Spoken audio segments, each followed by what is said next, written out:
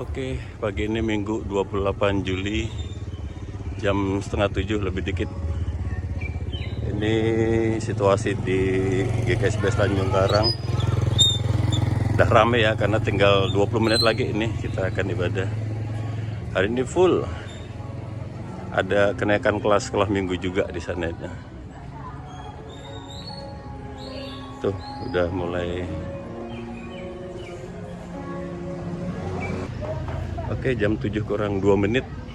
Itu lagi doa konsistori. Bentar lagi kita mulai. Ini situasi di sekolah minggu, kenaikan kelas. Ini jembatan tambah rame nih. Wah. Bu, ini untuk sebelum ibadah apa setelah ibadah? Iya, sabar ya. Oke. Nih tambah rame. Rame.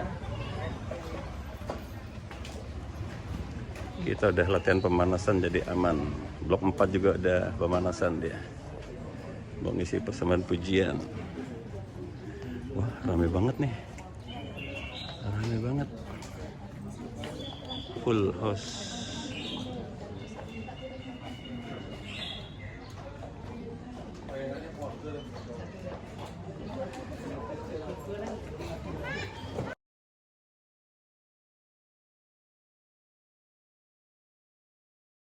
Memberi makan 5.000 orang. Sesudah itu Yesus berangkat ke seberang danau Galilea, yaitu danau Tiberias.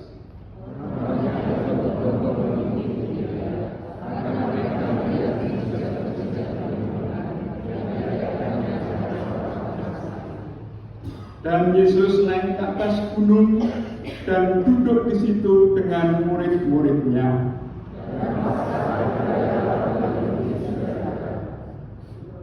Ketika Yesus memandang sekelilingnya dan melihat bahwa orang banyak berbondong-bondong datang kepadanya, berkatalah ia kepada Filipus, "Di manakah kita akan membeli roti supaya mereka ini dapat makan?"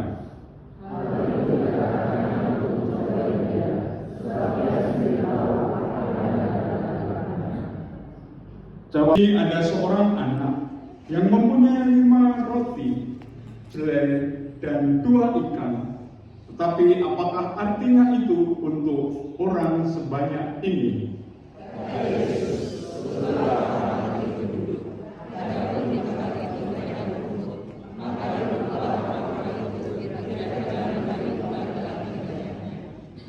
Lalu Yesus mengambil roti itu, mengucap syukur, dan membagi-bagikannya kepada mereka yang duduk di situ. Demikian juga dibuatnya dengan ikan-ikan itu, sebanyak yang mereka kehendaki.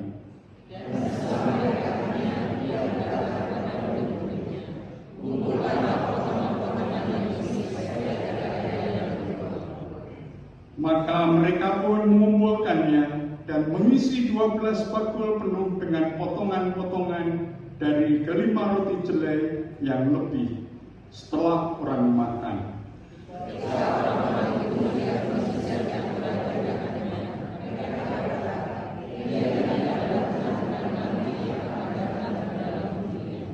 Yang mendengarkan firman Allah dan memeliharanya. Haleluya.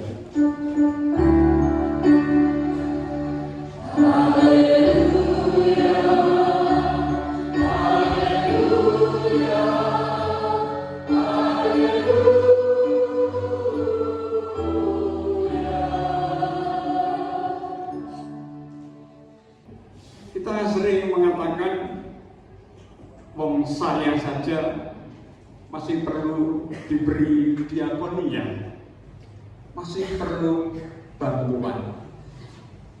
Ini sering saya ucapkan juga, dan saya juga sering mendengar. Apalagi ketika saya masih kepala sekolah di SMA Wijaya, kemudian dilanjutkan di SMP Kristen 5. Hampir sebulan sekali orang datang mengatasnamakan LSM untuk minta bantuan. Karena kepala sekolah yang sebelumnya sering memberikan. Ya jawab saya seperti itu. Nah, kami di sekolah ini saja masih perlu banyak bantuan. Harusnya kami ya dibantu. Tidak mengurangi rasa hormat Bapak untuk belum bisa memberikan sumbangan. Jawab saya selalu begitu. Dia bawa minuman botol air putih. Saya coba, percobaan aja itu. Minumnya untuk Bapak. Dia tidak menjawab. Dia tetap bertahan kencang. Berarti dalam artian tidak boleh, tidak diizinkan. Kita dapat berpikir tentang beberapa kemungkinan yang dapat terjadi, yang dapat membuat anak itu tidak memberikan roti dan ikan. Berikut adalah beberapa kemungkinan tersebut. Jadi tidak heran kalau si anak tadi tidak mengizinkan. Ini wajar. Ada kemungkinan yang pertama adalah anak-anak kadang-kadang mempunyai sifat egois, yaitu sifat mementingkan diri sendiri dan sulit untuk membagi apa yang dia punya. 5 roti dan 2 ikan adalah makan siang diberikan ibunya. Pasti makanan itu adalah tanda belas kasih ibu. Hal itu membuat anak tidak mau memberikannya kepada orang lain. Karena itu sangat dibutuhkan untuk makan. Kemudian yang kedua, yang bisa membuat anak itu tidak mau memberikan roti dan ikan miliknya kepada Tuhan Yesus karena yang dia miliki hanya 5 roti dan 2 ikan. Sementara yang hadir saat itu kira-kira 5.000 orang. Jelas tidak cukup bagi orang sebanyak itu.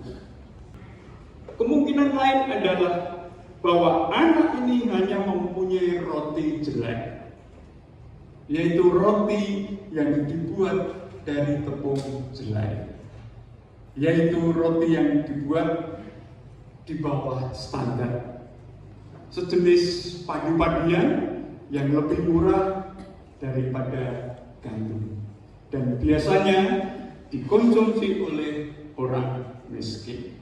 Jadi bisa saja anak itu tidak mau memberikan roti dan ikan karena malu, karena makanannya tidak memadai. Kita tidak mau berbagi karena kita merasa bahwa kita tidak memiliki sebagus milik orang lain. Saya percaya Bapak Ibu kalau ingin mempersembahkan pasti yang terbaik. Kalau ingin membelikan mobil untuk Mbak Lomi nanti, pasti yang terbaik. Bukan mobil kijang biru yang tahun 1995. Tidak mungkin itu. Pasti yang terbaik. Nah ini alasan yang real dan nyata. Kita dapat belajar dan meneladani, menyerahkan kepada Tuhan apapun yang ada pada kita, apapun yang ada pada kita, entah itu yang bersifat material, kemampuan, talenta. Untuk apa? Yaitu untuk dapat digunakan bagi menolong orang lain, sehingga orang lain tertolong. Tuhan Yesus pun mengambil bekal yang dibawa oleh anak tersebut dalam segala kekurangannya, kemustahilannya, keraguan, keputusasaan, ketidakberpengharapan, bahkan Anak itu dalam kondisi lapar, letih juga, bersama 5.000 orang. Ada kesan ketidakpercayaan daripada murid. Maka yang diucapkannya, yang dilakukan oleh Tuhan Yesus adalah mengucap syukur dan berbagi. Ini ada pada Yohanes 6 ayat yang ke-11. Kulit saya karena sakit tidak bisa berjalan, dalam kondisi lumpuh. Namun ibu itu masih bisa menyampaikan, wis kayak podo dahar itu ya, dalam kondisi sakit dibesuk di rumahnya, tetapi masih mau memperhatikan saudara-saudaranya yang membesuk. Ini sungguh luar biasa dan juga sangat terkesan. Bukan saya pamer ya, ketika istri kemo 4 kali, 3 minggu sekali, tentunya kalau yang namanya kemo sudah rasanya tidak karuan, macam-macam. Tetapi nyonya masih siap untuk ngeliwet, untuk masak untuk saya. Sungguh luar biasa ini, dan bahkan tidak beli ini ya. Jadi bukan saya pamer, tapi ini satu contoh bahwa dalam kondisi sakit masih bisa masak untuk seorang suami. Ini begitu besar cintanya kepada seseorang. Dalam kondisi sakit, dalam kondisi kekurangan, masih bisa memperhatikan orang lain. Khawatir Tuhan akan beserta dalam hidup kita. Tuhan mempunyai belas kasih kepada mereka yang sudah datang mendengarkan. Ketika Tuhan Yesus mengajar, mereka datang bukan saja hanya ingin disembuhkan, namun mereka juga datang untuk mendengarkan pengajaran Tuhan Yesus. Ini salah satu bukti bahwa Tuhan akan memelihara dan menjaga. Tuhan tidak sampai hati membiarkan anak-anaknya yang datang. Yang datang ingin belajar, ingin mengalami perubahan, ingin mendapatkan harapan yang baru saat mengalami penderitaan. Tuhan akan memelihara hidup kita, namun juga bukan berarti dalam hidup kita akan dilepas dari kesusahan, dari permasalahan, dan itu pasti ada dalam kehidupan kita. Dan hampir sama dengan 5.000 orang itu yang tetap bertahan walaupun sudah banyak yang merasa lapar atau sakit. Permenungan yang kedua, jangan khawatir, Tuhan yang akan melengkapi.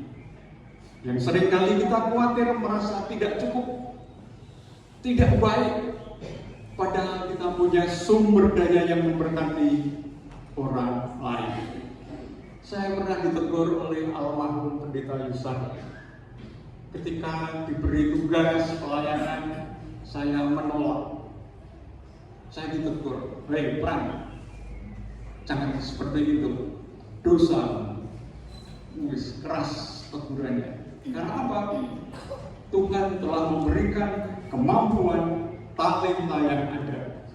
Sekecil apapun bagi Tuhan, di mata Tuhan itu berguna bagi orang lain.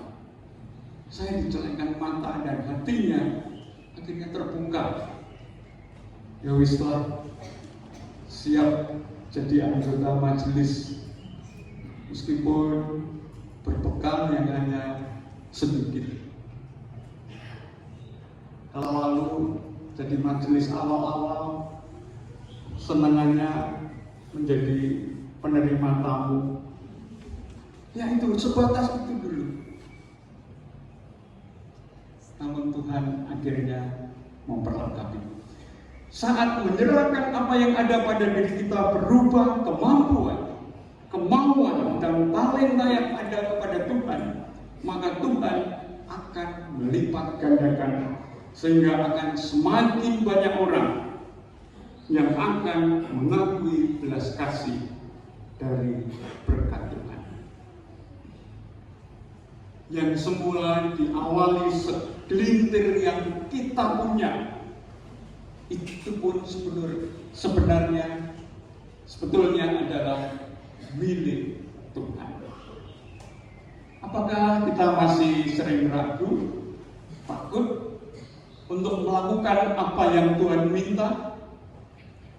Ragu dan takut karena kita merasa tidak cukup dan merasa tidak mampu.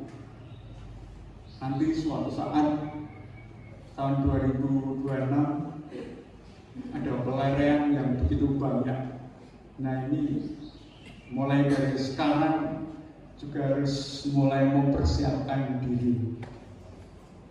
Apakah kita mau mencoba memulai selangkah demi selangkah, setahap demi setahap dalam mengerjakan pelayanan yang merupakan kerinduan yang Tuhan tempatkan di hati kita.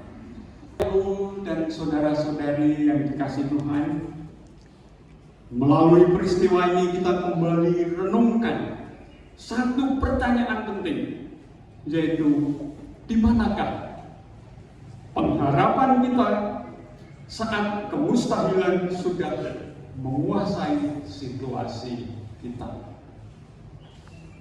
Tuhan Yesus telah memberikan suatu pengajaran yang begitu penting bagi para murid atau orang-orang pada waktu itu, termasuk kepada kita di masa sekarang ini. Seringkali ketika kita berkekurangan dan melihat orang di sekitar kita yang membutuhkan sentuhan tangan kita malah menutup diri.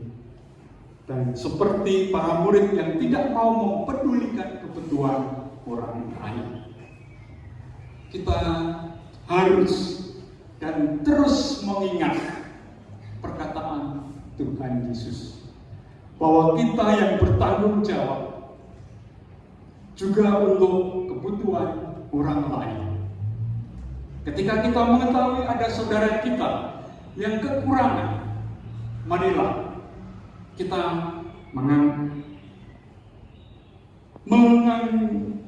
menggapai, berbuat sesuatu, tergerak hatinya, karena itu merupakan kesempatan di mana kita berbagi dalam kekurangan. Kita harus peduli, mau berbuat sesuatu, harus kita sentuh mereka. Dan ketika kita yakin sepenuhnya kepada Tuhan dan menaruh pengharapan hanya kepada Dia sebagai satu-satunya Tuhan yang memelihara umatnya, di sanalah kita dapat merasakan mujizat Tuhan yang luar biasa. Berbagi dengan keterbatasan diri. Jangan ragu untuk berbelas kasih. Tuhan telah ajarkan untuk memberi.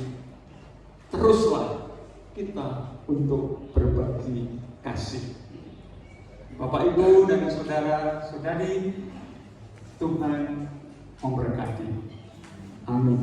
Amin. Saat berdiri.